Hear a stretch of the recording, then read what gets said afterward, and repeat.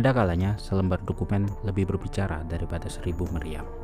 Pada awal Maret 2026, Sunday Guardian yang merupakan publikasi analisis strategis berbasis di New Delhi merilis sebuah laporan yang menyipak tabir.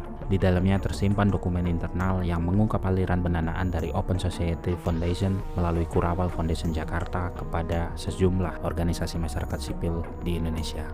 Dan total dana yang telah dikucurkan tidak main-main untuk periode 2026 sampai 2028, yaitu senilai 1,8 juta US dollar, dengan Taiwan Foundation for Democracy sebagai co-penyandang dana. Angka itu sejujurnya bukan yang paling menggetarkan. Yang lebih menghujam ke dalam nalar adalah pilihan kata yang termaktub dalam dokumen strategis Kurawal 2024 sampai 2029, yaitu era kepemimpinan Presiden Prabowo secara eksplisit dilabeli sebagai King of Aces, disertai mandat operasional untuk mendorong perlawanan dan resistensi. Ini bukan lagi bahasa lembaga filantropi yang penuh kemanusiaan, ini adalah diksi naskah operasi pengaruh terukur, bertujuan, dan dingin. Dan di zaman inilah kita perlu memahami bahwa intervensi melalui masyarakat sipil sekarang bukan lagi konspirasi tersembunyi seperti metode intelijen pasca Perang Dunia Kedua, melainkan sebuah industri pengaruh yang terdokumentasi, bersistem, dan efektif. Dan Indonesia saat ini haruslah meresponnya secara doktrinal, bukan sekedar reaktif.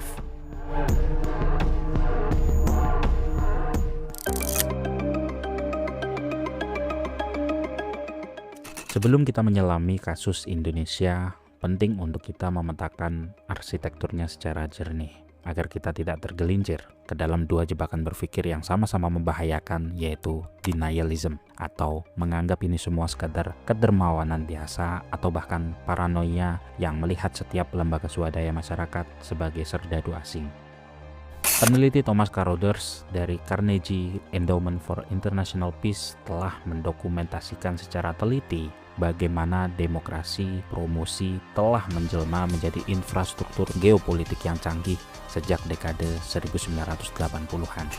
Amerika Serikat saja melalui National Endowment for Democracy, USAID, dan jaringan yayasan privat mengalirkan ratusan juta dolar per tahun untuk membentuk ekosistem politik di negara-negara yang dianggap strategis. Bukan karena altruisme semata, melainkan karena sebagaimana diartikulasikan Colin Powell di tahun 2001 bahwa jaringan masyarakat sipil berfungsi sebagai force multiplier dalam pencapaian tujuan kebijakan luar negeri. Alokasi dana Kurawal yang mencakup 4 pilar, yakni masing-masing mobilisasi angka rumput, penguatan kepemimpinan pemuda, pemantauan kebijakan ke pemerintah, dan pelibatan akademisi serta pemimpin agama, adalah sebuah blueprint yang sempurna dari pola ini. Keempatnya tidak menyerang aparat negara secara frontal, sebaliknya mereka menyusup melalui lapisan masyarakat yang paling organik, yaitu kampus, pesantren, ruang redaksi, dan lingkaran kepemudaan.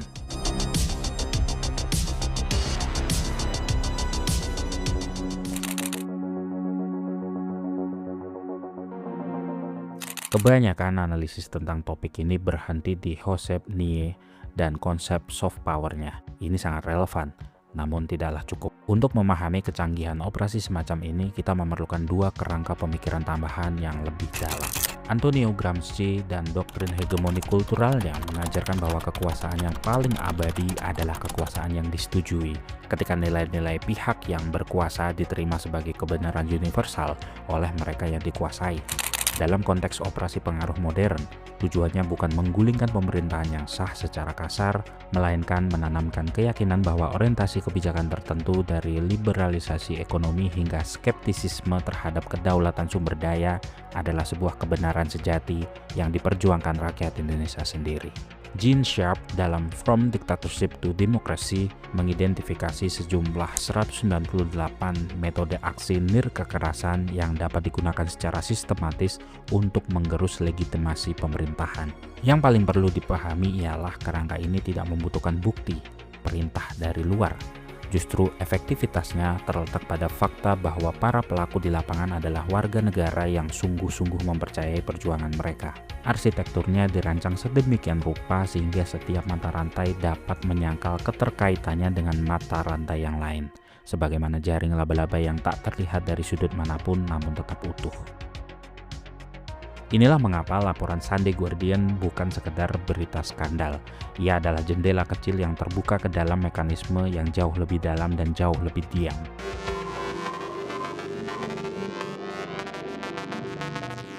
Lalu sekarang pertanyaannya, mengapa Indonesia? Mengapa justru di bawah kepemimpinan Prabowo Subianto? Jawabannya tersimpan dalam persilangan 3 faktor geopolitik yang menciptakan nilai strategis yang amat tinggi. Pertama, Indonesia menguasai sekitar 42% cadangan nikel dunia, sebuah mineral kritis yang menjadi jantung industri baterai kendaraan listrik global di masa depan. Kebijakan hilirisasi yang diperkuat di bawah kepemimpinan Prabowo Subianto secara langsung menantang kepentingan rantai pasokan negara-negara maju yang selama ini menikmati ekspor bahan mentah Indonesia dengan harga yang murah. Regulasi pembatasan ekspor nikel mentah bukan sekedar kebijakan ekonomi, ia adalah pernyataan kedaulatan yang bergema ke seluruh penjuru dunia. Kedua, di tengah persaingan Amerika dan Tiongkok yang semakin memuncak, Presiden Prabowo menjalankan kebijakan luar negeri bebas aktif yang otentik, di mana ia mempertahankan hubungan konstruktif dengan Washington sekaligus memperdalam kemitraan strategis dengan Beijing. Posisi ini tidak nyaman bagi kekuatan-kekuatan yang mendambakan keberpihakan yang lebih tegas. Ketiga, ada faktor Prabowo Subianto sebagai variabel ideologis. Dokumen Kurawal yang menyebut era ini sebagai King of Aces mencerminkan kekhawatiran bahwa kepemimpinan ini justru akan memperkuat, bukan memperlemah kedaulatan Indonesia dalam isu-isu yang bersifat struktural. Dalam kekhawatiran itu, ironisnya, merupakan bukti bahwa seriusnya ancaman yang dirasakan oleh pihak-pihak di seberang. Peneliti Suparna Choudhury mencatat bahwa lebih dari 130 negara telah mengadopsi regulasi pembatasan lembaga swadaya masyarakat asing sebagai respon terhadap dinamika serupa, dari Serbia, Ukraina, Brasil, hingga Thailand. Setiap kasus memiliki wajah yang unik, namun polanya memperlihatkan konsistensi yang mencolok, yaitu operasi pengaruh akan meningkat di saat sebuah negara berkembang mendekati momen kebijakan yang kritis yang bersinggungan dengan kepentingan ekonomi strategis kekuatan global.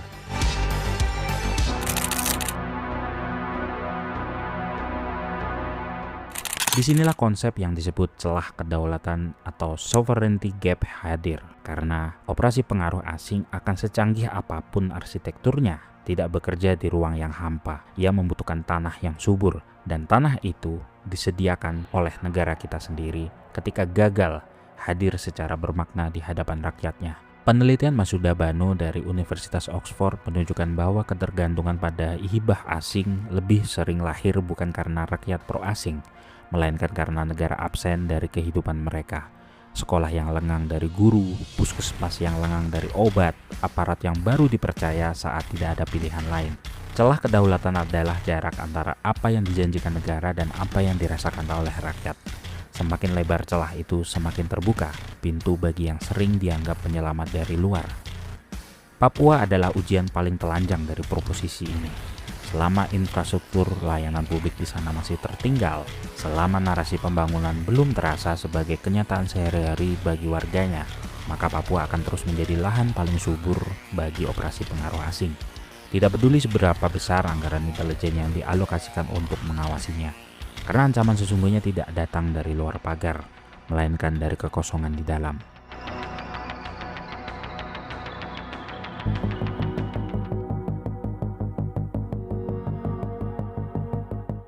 Berdasarkan kerangka tersebut, sesungguhnya ada 5 pilar respon strategis yang saling menopang, bukan saja sebagai langkah reaktif terhadap satu laporan, melainkan sebagai arsitektur kebijakan yang berakar dan berorientasi jauh ke depan.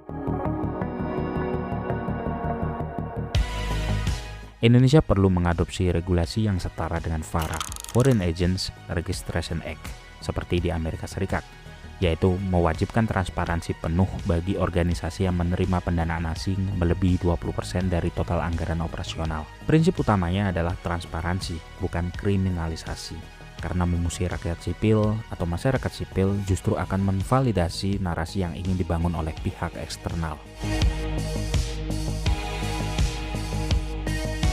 Pembangunan infrastruktur sosial yang efektif dan terasa nyata di kawasan 3T seperti Papua, Maluku, NTT, dan perbatasan Kalimantan harus diperlakukan setara dengan pembangunan alutsista. Anggaran yang dialokasikan untuk ini bukan pengeluaran sosial semata, melainkan investasi pertahanan ideologis yang paling fundamental. Indonesia membutuhkan ekosistem riset kebijakan dan media analisis yang berakar pada kepentingan nasional, bukan sekedar penyeimbang narasi asing, melainkan produsen pengetahuan yang mandiri dan kredibel, dikelola secara independen yang melibatkan PBNU, Muhammadiyah, perguruan tinggi unggulan, dan lembaga think tank yang bebas dari kepentingan partisan. Generasi muda Indonesia harus dibekali kemampuan berpikir kritis yang memadai untuk membedakan mana aktivisme organik dan mana aktivisme yang terstrukturisasi oleh agenda eksternal. Ini bukan indoktrinasi, namun ini adalah pendidikan kedaulatan kognitif, sebuah prasyarat demokrasi yang matang di abad ke-21. Alih-alih hanya merespon secara defensif, Indonesia dapat membangun jaringan masyarakat sipil regional dan global yang mempromosikan perspektif Global South yang otentik.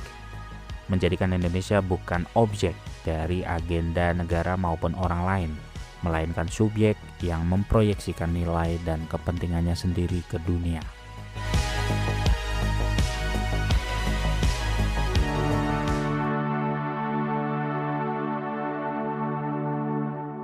Dunia sedang memasuki babak baru yang belum pernah ada preseden langsungnya dalam sejarah modern. Para analis strategi internasional menyebutnya competition of political ecosystem, yaitu sebuah fase di mana negara-negara besar tidak lagi bersaing hanya melalui kekuatan militer atau dominasi ekonomi, tetapi melalui kemampuan membentuk cara berpikir, orientasi nilai, dan narasi publik di dalam negara lain. Pertanyaan yang mereka ajukan bukan lagi bagaimana kami mengalahkan mereka. Pertanyaan mereka kini jauh lebih halus dan jauh lebih berbahaya, yaitu bagaimana kami memastikan masyarakat mereka berpikir seperti yang kami inginkan. Dokumen Kurawal Foundation yang bocor itu bukan sekedar skandal birokrasi. Ia adalah jendela kecil yang terbuka ke dalam arsitektur kompetisi yang tengah bekerja nyata di negeri ini hari ini. Dan memahaminya secara utuh menuntut kita mengadopsi kerangka baru yang kita sebut doktrin celah kedaulatan, yaitu sebuah cara pandang yang melihat operasi pengaruh asing bukan semata sebagai ancaman dari luar tembok, melainkan sebagai fungsi langsung dari seberapa besar kekosongan yang kita biarkan menganga di dalam. Selama ada jarak antara apa yang dijanjikan negara dan apa yang dirasakan rakyat, selama itulah celah itu terbuka, dan selama itulah ia bisa dimasuki oleh tangan-tangan yang tidak kita undang. Kita selama ini terlalu lama menggali pertanyaan yang keliru. Energi kita habis untuk bertanya, siapa yang sebenarnya membiayai mereka? Siapa yang mengendalikan agenda itu? Dan dari mana uang itu mengalir? Pertanyaan itu sah dan perlu. Tetapi ada pertanyaan yang lebih dalam, lebih menentukan dan lebih jujur. Mengapa ada rakyat kita yang mau menerimanya? Ketika kita berani menjawab pertanyaan itu dengan sungguh-sungguh, kita tidak lagi membutuhkan daftar tersangka. Kita membutuhkan cermin. Dan di cermin itu yang harus kita lihat bukan wajah musuh, melainkan seberapa lebar celah yang kita biarkan tetap menganga, sekolah yang kekurangan guru, puskesmas tanpa obat, aparat yang baru dipercaya saat tidak ada pilihan lain, dan janji pembangunan yang terasa lebih nyata di podium daripada di kehidupan nyata warga di ujung-ujung negeri. Itulah yang membuat potensi kerusakan secara soft power itu muncul. Gramsci mengajarkan sesuatu yang melampaui di zamannya, negara yang mengisi ruang kehidupan rakyatnya dengan kehadiran yang bermakna, antara lain sekolah yang sungguh mengajar, rumah sakit yang sungguh menyembuhkan, keadilan yang sungguh bisa dirasakan, pemimpin yang sungguh dipercaya. Tidak perlu regulasi keamanan yang berlapis-lapis untuk menangkal pengaruh asing. Pengaruh itu tidak akan menemukan tanah yang subur. Prabowo memiliki mandat yang kuat, astacita yang visioner, dan pemahaman geopolitik yang diasah selama puluhan tahun di panggung yang sesungguhnya. Ia tahu bahwa perang modern tidak selalu dimenangkan di lapangan tembak, dan sejarah mencatatnya dengan konsistensi yang tak terbantahkan. Kekuatan besar tidak pernah jatuh karena musuhnya terlalu tangguh. Mereka jatuh karena ruang kosong di dalam negerinya sendiri terlalu lebar untuk dipertahankan. Roma tidak pernah dikalahkan oleh satu serangan, namun Roma runtuh ketika berhenti menjadi Roma bagi rakyatnya sendiri. Uni Soviet tidak akan pernah hancur karena kalah perang. Ia runtuh ketika rakyatnya tidak lagi percaya bahwa negara itu adalah milik mereka. Dalam geopolitik abad ke-21, negara tidak kehilangan kedaulatannya karena terlalu banyak musuh di luar. Negara kehilangan kedaulatannya ketika ia berhenti hadir bagi rakyatnya sendiri. Indonesia hari ini berdiri di persimpangan sejarah yang menentukan. Dan pertanyaan yang paling menentukan bukan tentang musuh mana yang harus dilawan, melainkan satu pertanyaan sederhana yang jawabannya mengubah segalanya. Apakah negara ini sungguh-sungguh hadir bagi setiap warganya? Jika jawabannya iya, tidak ada uang asing sebesar apapun, tidak ada operasi pengaruh secanggih apapun yang akan mampu menggoyang fondasi kedaulatan kita. Negara yang hadir tidak perlu takut pada pengaruh asing. Negara yang absen justru menciptakan pintu masuk kerusakannya sendiri.